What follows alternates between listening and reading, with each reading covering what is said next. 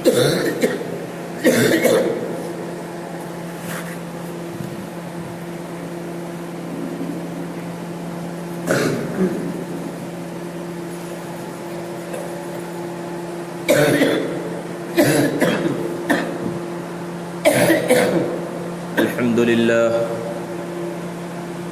لله نحمده ونستعينه ونستغفره ونؤمن به ونتوكل عليه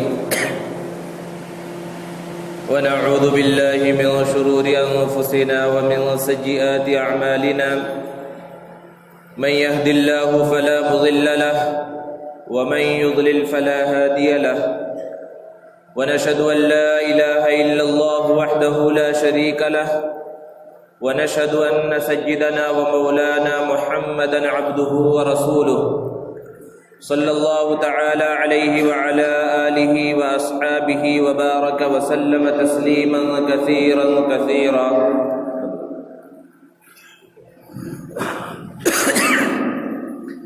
أما بعد فقد قال الله تعالى في القرآن المجيد والفرقان الحميد: فأعوذ بالله من الشيطان الرجيم بسم الله الرحمن الرحيم قل يا عباد الذين آمنوا اتقوا ربكم للذين أحسنوا في هذه الدنيا حسنة وأرض الله واسعة إنما يوفى الصابرون أجرهم بغير حساب. وقال الله تعالى: يا أيها الذين آمنوا استعينوا بالصبر والصلاة إن الله مع الصابرين.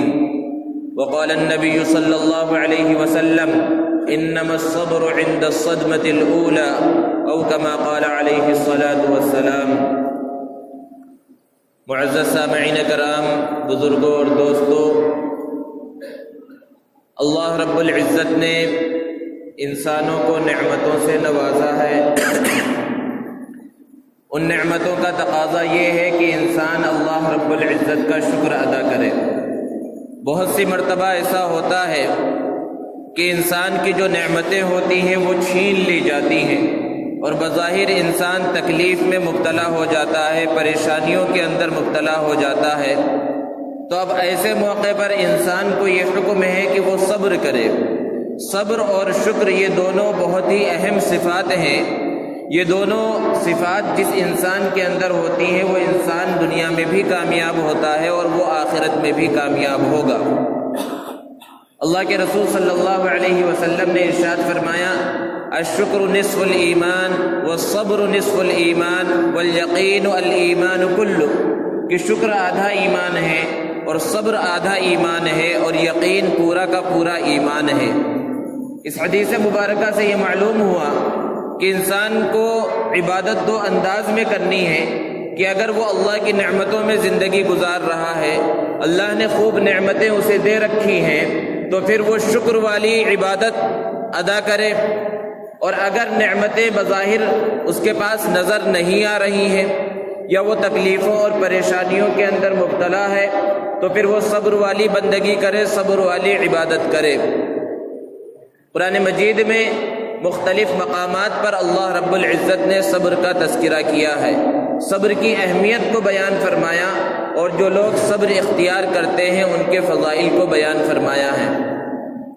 دوستو، دنیا کے اندر کوئی انسان ایسا نہیں ہے جو یہ کہہ سکے کہ میری جتنی خواہشات تھی سب خواہشات پوری ہو گئی، میں جو کچھ چاہتا تھا سب پورا ہو گیا، مجھے کبھی بیماری نہیں آتی، مجھے کوئی تکلیف نہیں ہوتی، مجھے کوئی پریشانی نہیں ہوتی.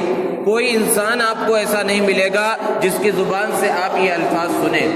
دنیا کے اندر اللہ نے قانون بنایا ہے کہ جو جتنا مقرب ہوتا ہے اللہ رب العزت اسے اتنا آزماتے ہیں.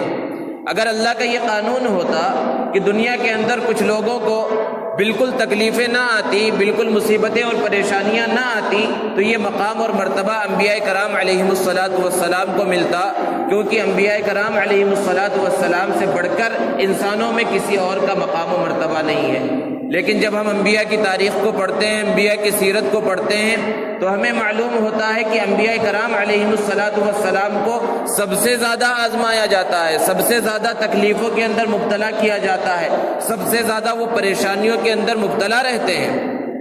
قرآن اس کو بیان کرتا ہے کہ ام حسبتم ان تدخلوا الجنہ ولما یأتکم مثل الذین خلوا من قبلکم مستهم البأساء والضراء وزلزلوا حتى يقول الرسول والذین آمنوا معه متى نصر اللہ الا ان نصر اللہ قریب۔ مسلمانوں سے خطاب کر کے کہا جا رہا ہے کہ کیا تم یہ گمان کرتے ہو کہ یوں ہی صرف ایمان لانے کی وجہ سے تم جنت میں چلے جاؤ گے اور تمہیں آزمایا نہیں جائے گا ان لوگوں کی طرح جو تم سے پہلے گزرے ہیں، دوسرے نبی اور دوسرے نبیوں کی امتیں، کہ انہیں سخت تکلیفوں میں مبتلا کیا گیا، انہیں جھنجھوڑ دیا گیا، یہاں تک کہ رسول کی زبان سے، ایمان والوں کی زبان سے یہ الفاظ نکلنے لگے متی نصر اللہ، اللہ کی مدد کب آئے گی؟ اللہ رب العزت نے اس وقت فرمایا الا ان نصر اللہ قریب، کہ سن لو اللہ کی مدد قریب ہے۔ تو اللہ رب العزت کا تو یہ قانون ہے کہ اللہ رب العزت دنیا میں انسانوں کو آزمائشوں میں مبتلا کرتے ہیں، سخت تکلیفوں میں مبتلا کر کے اللہ تبارک و تعالی امتحان لیتے ہیں۔ کس کس انداز میں اللہ رب العزت امتحان لیتے ہیں؟ قرآن مجید میں اللہ نے بیان فرمایا کہ وَلَنَبْلُوَنَّكُمْ بِشَيْءٍ مِّنَ الْخَوْفِ وَالْجُوعِ وَنَقْصٍ مِّنَ الْأَمْوَالِ وَالْأَنفُسِ وَالثَّمَرَاتِ، کہ ہم ضرور تمہیں آزمائیں گے۔ وَلَنَبْلُوَنَّكُمْ بِشَيْءٍ مِّنَ الْخَوْفِ، ڈر کے ذریعے آزمائیں گے، بھوک کے ذریعے آزمائیں گے، مالوں میں کمی کے ذریعے آزمائیں گے، جانوں میں کمی کے ذریعے آزمائیں گے، پھلوں اور غلوں میں کمی کے ذریعے آزمائیں گے۔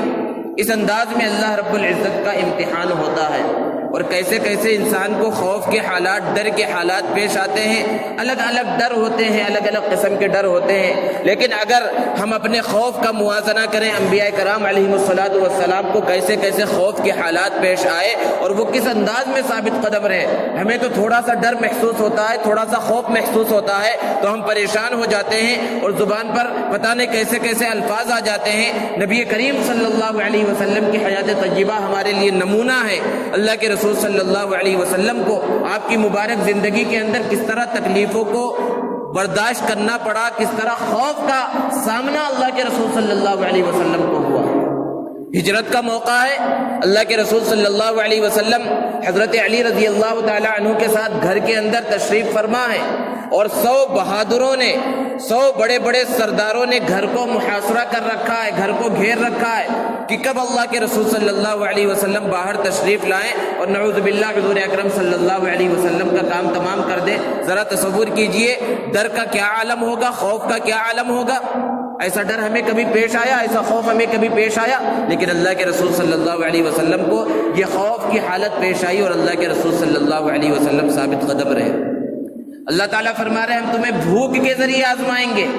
بھوک کیا ہے ہم تو جانتے ہی نہیں ہیں، غریبوں سے معلوم کریں، فقیروں سے معلوم کریں، جو ایک ایک وقت کی روٹی کے محتاج ہوتے ہیں ان سے معلوم کریں، وہ جانتے ہیں بھوک کی کیفیت کیا ہوتی ہے۔ ہم تو 3 ٹائم دن میں کھانا کھاتے ہیں، 3 ٹائم نہیں تو 2 ٹائم کھاتے ہیں، 2 ٹائم نہیں تو 1 ٹائم تو ضرور کھاتے ہیں۔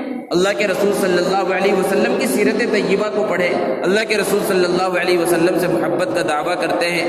حضرت عائشہ صدیقہ رضی اللہ تعالی عنہا بیان فرماتی ہیں کہ کبھی کبھی ایسا ہوا کہ 3 دن تک ہمارے گھر میں چولہا نہیں جلتا تھا، کھجور اور پانی کے ذریعے زندگی ہم گزارا کرتے تھے۔ حضرت عائشہ صدیقہ رضی اللہ تعالی عنہا ارشاد فرماتی ہیں کہ ہمارے گھر میں جو چولہے کی جگہ تھی وہاں پر نیچے سے گھاس اگاتی تھی۔ جہاں پر چولہے کی جگہ ہوتی آگ جلائی جاتی ہے، اور جہاں آگ جلائی جاتی ہے وہاں گھاس نہیں اگتی۔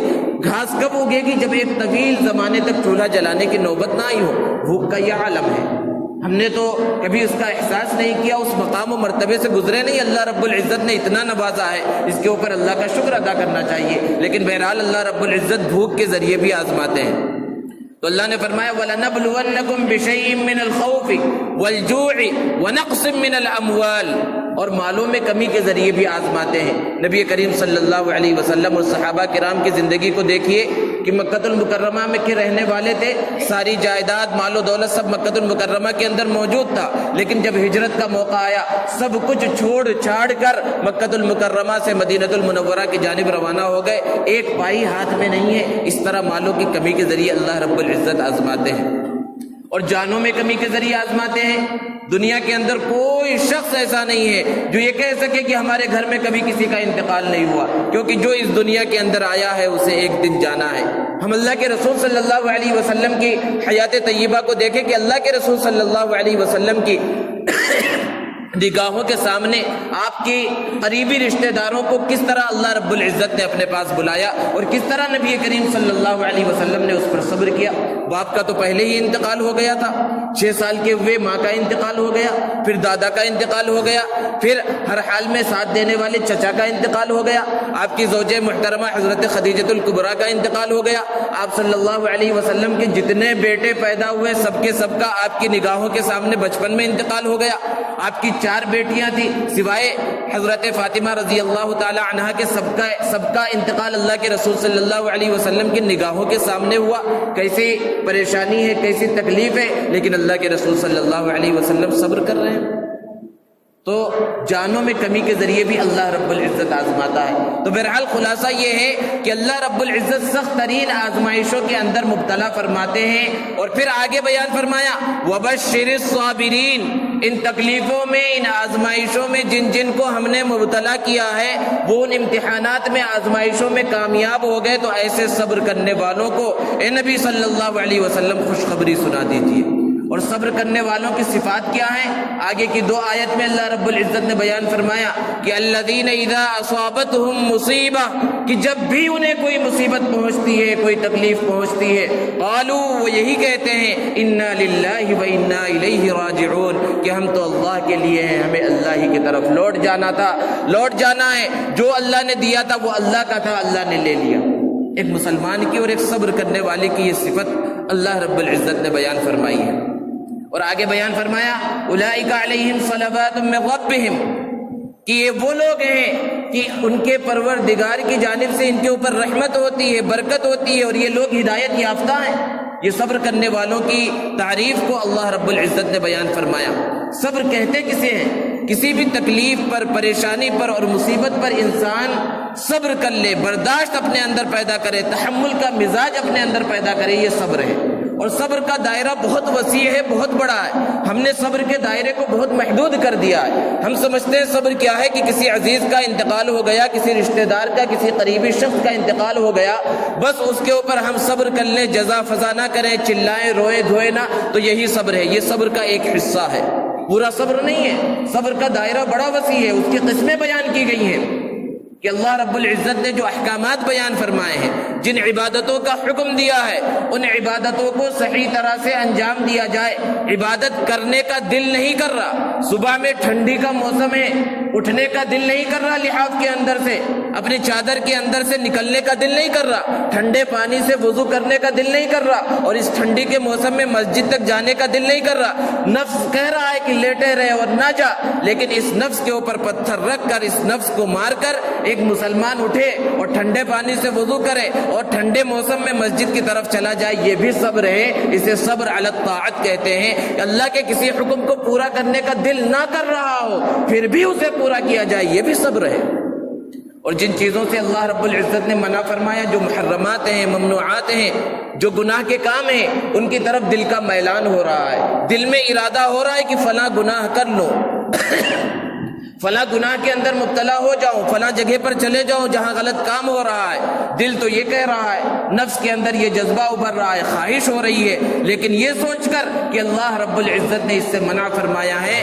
گناہ کی خواہش، گناہ کا داعیہ، گناہ کا ارادہ پیدا ہونے کے بعد انسان اس گناہ سے اپنے آپ کو روک لے، اپنے قدم جو گناہ کی طرف چل پڑے تھے اس کو روک لے، یہ بھی صبر ہے، اور اسے صبر علی المعصیت کہا جاتا ہے۔ اسی طرح جو بھی پریشانیاں آئیں اس کے اوپر انسان صبر کرے، وہ بھی صبر کا ایک حصہ ہے۔ اسی طرح انسان طاقتور ہے، اس کے اندر طاقت ہے کہ کسی کو تکلیف پہنچا سکے، اب اس پر کسی نے ظلم کیا، کسی نے کوئی تکلیف پہنچائی، اب یہ جذبات میں آ گیا، غصے میں آ گیا کہ میں بھی اس سے بدلہ لوں گا، اور اس شخص کے اندر طاقت بھی ہو بدلہ لینے کی، لیکن اللہ کے رسول صلی اللہ علیہ وسلم کی صفات کو دیکھ کر کہ اللہ کے رسول صلی اللہ علیہ وسلم بڑے صابر تھے، بڑے بڑے دشمنوں کو معاف کر دیا کرتے تھے، اور اللہ نے صبر کا حکم دیا ہے، طاقت رکھنے کے باوجود اپنے دشمن سے اور تکلیف پہنچانے والے سے بدلہ نہ لے، یہ بھی صبر ہے۔ قرآن مجید میں اللہ رب العزت نے بیان فرمایا کہ وَلَا تَسْتَوِي الْحَسَنَةُ وَلَا السَّيِّئَةُ، کہ نیکی اور برائی برابر نہیں ہو سکتی۔ ادفع بالتي هي احسن فإذا الذي بينك وبينه عداوة كأنه ولي حميم، کہ جو برا سلوک کرے اس کے ساتھ تم اچھا سلوک کرو. جب برا سلوک کرنے والوں کے ساتھ تم اچھا سلوک کرو گے تو وہ تمہارا جگری دوست بن جائے گا. اور یہ کن لوگوں کے کام ہے؟ وَمَا يُلَقَّاهَا إِلَّا الَّذِينَ صَبَرُوا. یہ توفیق انہیں ہی ملتی ہے جن کے اندر صبر ہو، جو صبر کی صفت کے ساتھ متصف ہو. وَمَا يُلَقَّاهَا إِلَّا ذُو حَظٍّ عَظِيمٍ. جو بڑی خوش قسمت ہو انہیں یہ توفیق ملتی ہے. تو یہ صبر کا دائرہ ہے، یہ صبر کا دائرہ بڑا وسیع ہے. اللہ کے رسول صلی اللہ علیہ وسلم نے احادیث مبارکہ میں صبر کی اہمیت اور فضیلت کو بیان فرمایا. اللہ کے رسول صلی اللہ علیہ وسلم ایک مرتبہ ایک قبر کے پاس سے گزرے، دیکھا کہ وہاں ایک عورت بیٹھی ہوئی ہے اور تیز تیز سے رو رہی ہے. کسی عزیز کا انتقال ہو گیا تھا جس کو اس قبر کے اندر دفنایا گیا تھا. اللہ کے رسول صلی اللہ علیہ وسلم نے اس خاتون سے کہا کہ دیکھو صبر کرو، صبر بہت بڑی دولت ہے، اس کے اندر بہت خیر و برکت ہے. وہ خاتون اللہ کے رسول صلی اللہ علیہ وسلم کو نہیں پہچانتی تھی. اس نے کہا تم جاؤ، اگر تمہیں وہ تکلیف پہنچی ہوتی جو تکلیف مجھے پہنچی ہے تو تم اس طرح مجھے نصیحت نہ کرتے. اللہ کے رسول صلی اللہ علیہ وسلم چلے گئے. لوگوں نے بتلایا اس عورت کو کہ یہ اللہ کے رسول صلی اللہ علیہ وسلم تھے. وہ پریشان ہو گئی، اللہ کے رسول صلی اللہ علیہ وسلم کے پاس آئی. وہاں پر کوئی دربان نہیں تھا، ڈائریکٹ اللہ کے رسول صلی اللہ علیہ وسلم کے پاس پہنچ گئی اور معذرت کرنے لگی، معافی مانگنے لگی. اللہ کے رسول میں نے آپ کو پہچانا نہیں تھا. اللہ کے رسول صلی اللہ علیہ وسلم نے ارشاد فرمایا ان الصبر عند الصدمة الاولى، کہ صبر تو پہلی تکلیف کے پہنچنے کے وقت ہے، ورنہ بعد میں آہستہ آہستہ تو ہر ایک کو صبر آ ہی جاتا ہے.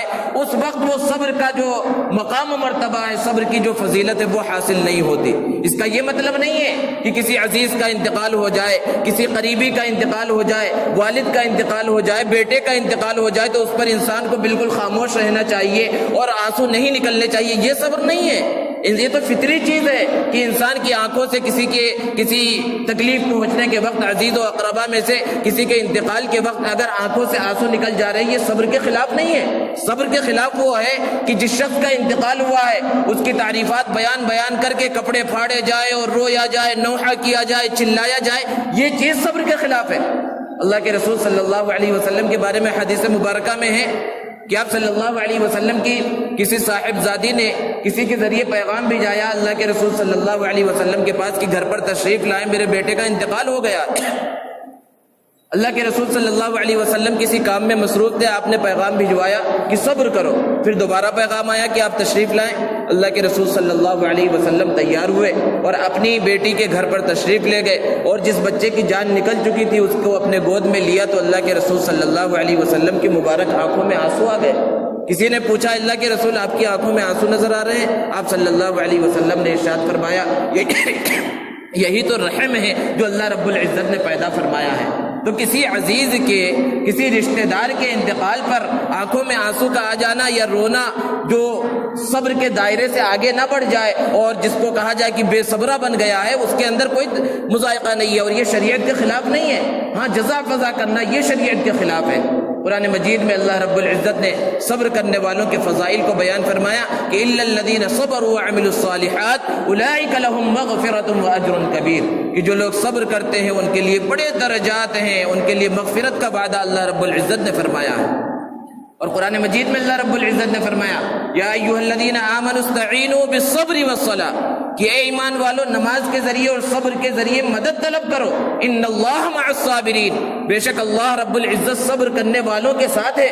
اور ایک دوسری جگہ پر بیان فرمایا واللہ یحب الصابرین، کہ اللہ رب العزت صبر کرنے والوں کے ساتھ ہے. اور قرآن مجید میں اللہ رب العزت نے انبیاء کرام علیہم الصلاۃ والسلام کی جہاں صفات کو بیان فرمایا وہاں یہ بھی بیان فرمایا کہ وہ سب صبر کرنے والے تھے. وہ اسماعیل و ادریس و ذی الکفل کل من الصابرین، کہ حضرت اسماعیل، حضرت ادریس اور حضرت ذی الکفل یہ سب کے سب صبر کرنے والے تھے.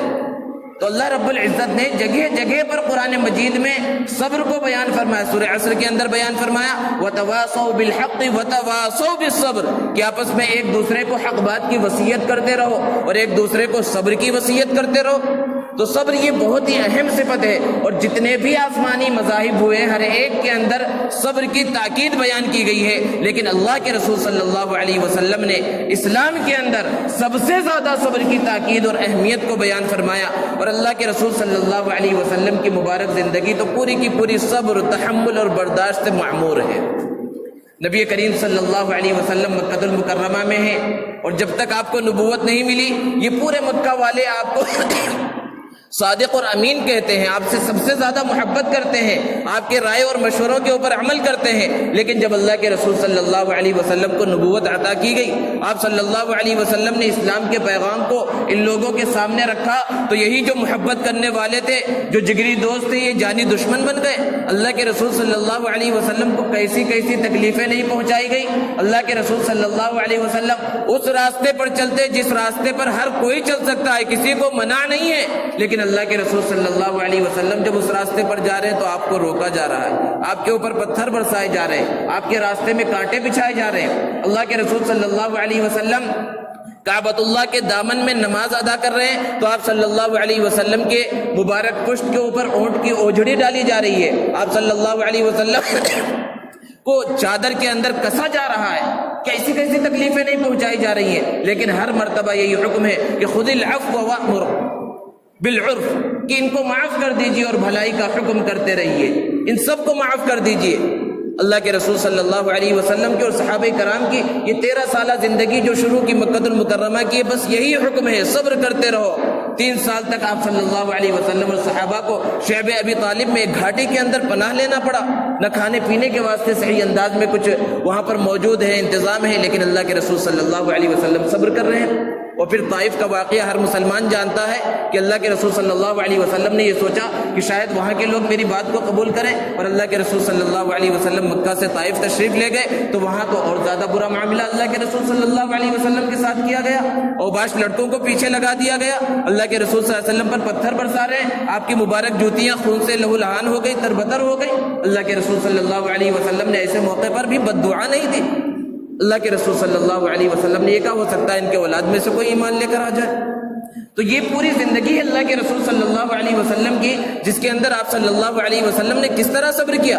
اور پھر اللہ کے رسول صلی اللہ علیہ وسلم مدینہ المنورہ چلے گئے، وہاں پر کیسی کیسی تکلیفیں پہنچائی گئی۔ سب سے بڑی تکلیف جسے مفسرین اور سیرت نگار بیان کرتے ہیں کہ سیدہ عائشہ صدیقہ رضی اللہ تعالی عنہا جو ام المؤمنین ہے، سارے مسلمانوں کی ماں ہیں، اور قسم کھا کر یہ بات کہی جا سکتی ہے کہ حقیقی ماں سے بڑا مقام و مرتبہ حضرت عائشہ صدیقہ رضی اللہ تعالی عنہا کا ہے۔ ان پر منافقوں نے تہمت لگائی، اللہ کے رسول صلی اللہ علیہ وسلم کو کیسی تکلیف نہیں پہنچی، سخت انداز میں اللہ کے رسول صلی اللہ علیہ وسلم کو تکلیف پہنچائی گئی، جگہ جگہ پر اللہ کے رسول صلی اللہ علیہ وسلم کو پریشان کیا گیا، آپ کو پاگل کہا گیا، شاعر کہا گیا، کاہن کہا گیا، جادوگر کہا گیا، پتہ نہیں کیا کیا کہا گیا، لیکن اللہ کے رسول صلی اللہ علیہ وسلم نے صبر کیا۔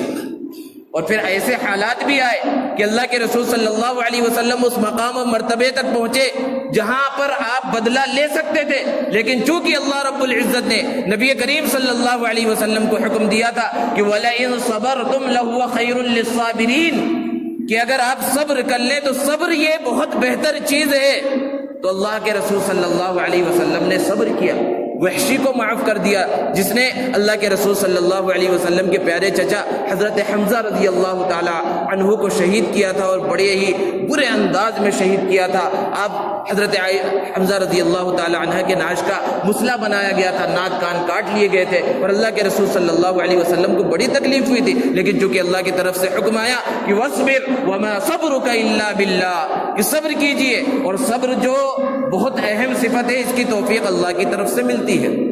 تو اللہ کے رسول صلی اللہ علیہ وسلم نے ہر موقع پر صبر کیا۔ اور پھر سب سے بڑا مقام و مرتبہ فتح مکہ کا آ گیا کہ وہ سارے جانی دشمن جو اللہ کے رسول صلی اللہ علیہ وسلم کو شروع سے تکلیف پہنچانے کے اندر مبتلا ہے، وہ سب کے سب نظروں کے سامنے ہیں، اور اللہ کے رسول صلی اللہ علیہ وسلم فاتحانہ انداز میں مکہ المکرمہ میں داخل ہو چکے ہیں۔ کعبۃ اللہ کے دروازے پر دونوں چوکھٹ پر ہاتھ رکھ کر اللہ کے رسول صلی اللہ علیہ وسلم تشریف فرما ہے۔ پورے ظالمین جو موجود ہیں سب کی نگاہیں جھکی ہوئی ہیں کہ نہ معلوم آج اللہ کے رسول صلی اللہ علیہ وسلم ہمارے ساتھ کیسا سلوک کریں گے اور کیسا معاملہ کریں گے، لیکن کوئی ہے پوری تاریخ اٹھا کر بتلا دیجئے کہ اس طرح کسی نے معاف کر دیا ہو۔ اللہ کے رسول صلی اللہ علیہ وسلم نے عام معافی کا اعلان کیا اور ارشاد فرمایا لا تثریب علیکم اليوم اذهبوا انتم الطلقاء، آج کسی پر کوئی پکڑ نہیں، جاؤ تم سب کے سب آزاد ہو۔ یہ ہے صبر اور یہ ہے تحمل اللہ کے رسول صلی اللہ علیہ وسلم نے جس کی تعلیم دی ہے، اور جو اللہ کے رسول صلی اللہ علیہ وسلم کی صفات کے اندر داخل ہے۔ صبر کی جو اہم صفت ہے اس کے مقابلے میں ایک جو چیز ہے اسے غصہ کہا جاتا ہے۔ غصہ شیطان کی طرف سے ہوتا ہے اور اس غصے کے بہت سے نقصانات ہیں کہ غصہ جب انسان کو آ جاتا ہے، غصے میں انسان بہت سے ایسے کام انجام دے دیتا ہے کہ غصہ تو تھوڑی دیر کے لیے آتا ہے، لیکن جب وہ غصہ اترتا ہے اور اس غصے میں اس نے جو کام انجام دیے ہیں بعد میں وہ پوری زندگی پچھتاتا رہتا ہے۔ اسی لیے اللہ کے رسول صلی اللہ علیہ وسلم نے غصے سے بچنے کا حکم دیا ہے، اور جب غصہ آ جائے تو کس طرح غصے کو ختم کیا جائے کہ انسان کھڑا ہے تو بیٹھ جائے، یعنی اپنی حالت کو بدل لے، بیٹھا ہے تو لیٹ جائے، پانی پی لے۔ یہ سب اللہ کے رسول صلی اللہ علیہ وسلم کی تعلیمات ہیں۔ حضرت عمر رضی اللہ تعالیٰ عنہ جن کا غصہ اور جن کا جلال مشہور ہے، لیکن کس طرح وہ صبر کرنے والے تھے۔ جب خلیفۃ المسلمین ہیں، امیر المؤمنین ہیں، ایک شخص حضرت عمر رضی اللہ تعالیٰ عنہ سے یہ کہہ رہا ہے کہ آپ ہمارے ساتھ انصاف نہیں کرتے، آپ ہمیں ہمارا پورا حق نہیں دیتے۔ حضرت عمر رضی اللہ تعالیٰ عنہ کو غصہ آیا اور سخت سزا دینے کا ارادہ کیا۔ وہاں ایک صاحب موجود تھے، انہوں نے قرآن مجید کی آیت کریمہ ان کے سامنے پڑھی، خذ العفو وامر بالعرف واعرض عن الجاہلین، کہ جس کے اندر اللہ رب العزت حکم دے رہے ہیں کہ معاف کرو لوگوں کو اور بھلی بات کا حکم کرو، اور جو جہالت والے کام کر رہے ہیں ان سے اپنے آپ کو بچا لو، ان سے اعراض کرو۔ حضرت عمر رضی اللہ تعالیٰ عنہ فوراً خاموش ہو گئے، کوئی بدلہ نہیں لیا۔ اور اللہ کے رسول صلی اللہ علیہ وسلم کے ساتھ کیسے معاملات پیش آئے، آپ نے کس طرح جہاں سخت غصہ آ سکتا تھا تحمل کا مظاہرہ کیا، برداشت کا مظاہرہ کیا۔ زید ابن ثانہ ایک یہودی ہے، بعد میں انہوں نے اسلام قبول کیا، اللہ کے رسول صلی اللہ علیہ وسلم کو کچھ قرض دے رکھا تھا، اور قرض کی واپس کرنے کی جو تاریخ متعین تھی ابھی وہ تاریخ آئی نہیں تھی۔ اللہ کے رسول صلی اللہ علیہ وسلم چند لوگوں کے درمیان موجود تھے، آپ کی چادر آ کر زور سے انہوں نے کھینچا اور کہا کہ آپ کا جو ہے میرا قرض واپس کریں گے، اور سارے قریش کو برا بھلا کہا کہ قریش کی تو یہی عادت تھی کہ وہ وقت کے اوپر اپنا قرض ادا نہیں کرتے۔ صرف اللہ کے رسول صلی اللہ علیہ وسلم پر جو ہے نکیر نہیں کی، پورے خاندان اور قبیلے کے اوپر اس نے اعتراض کیا۔ حضرت عمر رضی اللہ تعالیٰ عنہ موجود تھے، سخت غصے میں آ گئے اور کہا اللہ کے رسول اجازت دیجیے میں اس کی گردن اڑا دوں۔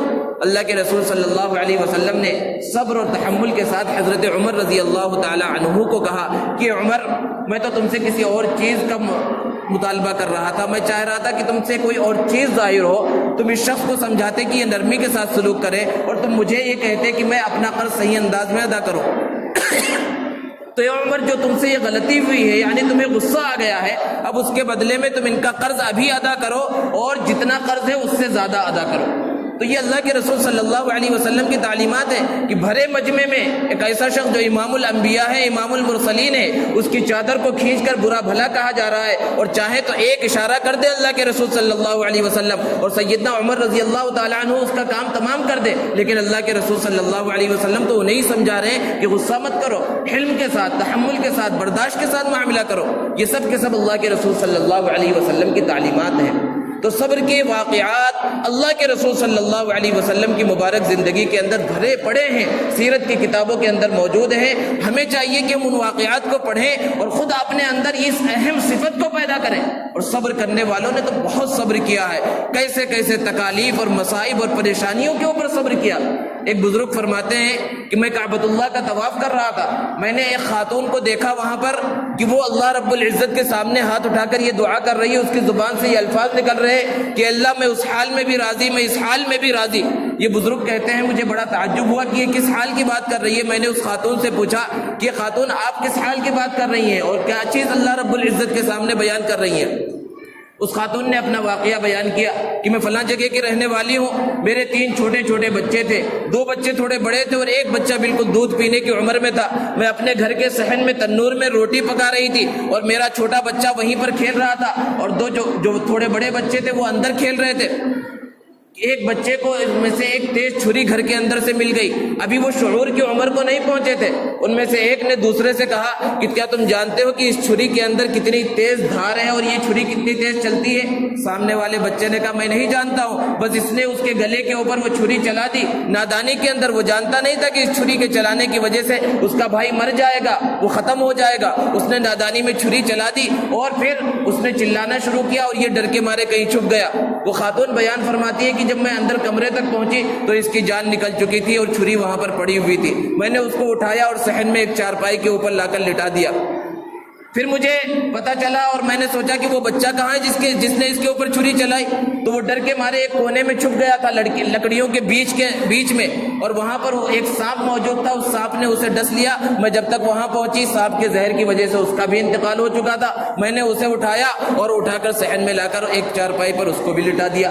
پھر مجھے اندازہ ہوا کہ وہ بچہ جو صحن میں تنور کے پاس کھیل رہا تھا، اب اس کی کھیلنے کی آواز نہیں آ رہی ہے۔ میں جب تک اس کے پاس پہنچی تو دیکھا کہ تنور کے اندر وہ بچہ گر چکا ہے اور جل کر وہ بھی مر چکا ہے۔ میں نے اسے تنور سے نکالا اور میں نے اسے بھی چارپائی کے اوپر لٹایا، اور پھر میں نے تینوں کے کفن دفن کا انتظام کیا، اور سب چیزوں سے فارغ ہو کر اللہ رب العزت کے دربار میں آ گئی ہوں، اور اللہ رب العزت سے کہہ رہی ہوں، اے اللہ جب تو نے مجھے اولاد سے نوازا تھا اور تین نعمتیں عطا کی تھی اولاد کی شکل میں، تو اس حال میں بھی راضی تھی، اور اللہ نے اے اللہ وہ سب تیری ملکیت تھے، تو نے انہیں لے لیا، بلا لیا، تو میں اس حال میں بھی راضی ہوں۔ صبر کرنے والوں نے اس انداز میں صبر کیا ہے۔ ایسے بے شمار واقعات مل سکتے ہیں، تو ہمیں چاہیے کہ اللہ رب العزت کی طرف سے جو بھی تکلیف، مصیبت، پریشانی آئے، جو انعامات ملے، انعامات پر اللہ کا شکر ادا کریں، اور جو تکلیف آئے یہ سوچا جائے اس کے اندر کہ یہ اللہ رب العزت کی طرف سے آزمائش ہے۔ کیونکہ ایک خاتون اللہ کے رسول صلی اللہ علیہ وسلم کے پاس آئی اور عرض کیا،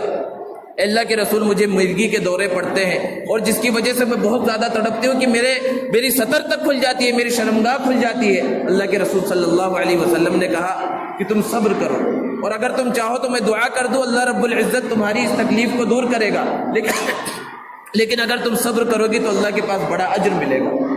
اس خاتون نے کہا اللہ کے رسول میں تو صبر پر راضی ہوں، میں صبر کروں گی، لیکن صرف اتنی دعا کر دیجئے کہ یہ دورہ جب مجھ پر پڑے تو میری سطر نہ کھلے، میری شرمگاہ نہ کھلے۔ تو ایک صحابی نے ان کی طرف اشارہ کرتے ہوئے کسی کو کہا کہ اگر تم کسی جنتی کو دیکھنا چاہتے ہو تو اس خاتون کو دیکھ لو۔ تو ایسی بہت سی مرتبہ ایسی بیماریوں کے اندر انسان مبتلا ہو جاتا ہے کہ بڑے بڑے ڈاکٹروں کے پاس اس نے علاج کرا لیا، اور جہاں جہاں علاج کرا سکتا تھا علاج کرا لیا، لیکن وہ بیماری ختم نہیں ہو رہی ہے۔ تو اس کے اوپر صبر کرے، بہت بڑا اجر ملنے والا ہے۔ یہ سوچے کہ سب چیزوں کے دینے والا اللہ ہے، بیماری کا دینے والا بھی اللہ ہے، صحت کا دینے والا بھی اللہ ہے، ہر نعمت کا دینے والا اللہ ہے، سب چیزوں کا مالک اللہ ہے۔ یہ صبر کی اصل کیفیت ہوتی ہے، اور یہ صبر کی کیفیت جب انسان کو حاصل ہوتی ہے تو قرآن کریم کے اس فرمان کا مصداق بن جاتا ہے کہ انما یوفی الصابرون اجرهم بغیر حساب، کہ صبر کرنے والوں کو قیامت کے دن بلا حساب اجر اور ثواب عطا کیا جائے گا۔ اللہ تبارک و تعالی سے دعا ہے کہ اللہ رب العزت ہم سب کو بھی صابرین میں شامل فرمائے۔ وآخر دعوانا الحمد للہ رب العالمین۔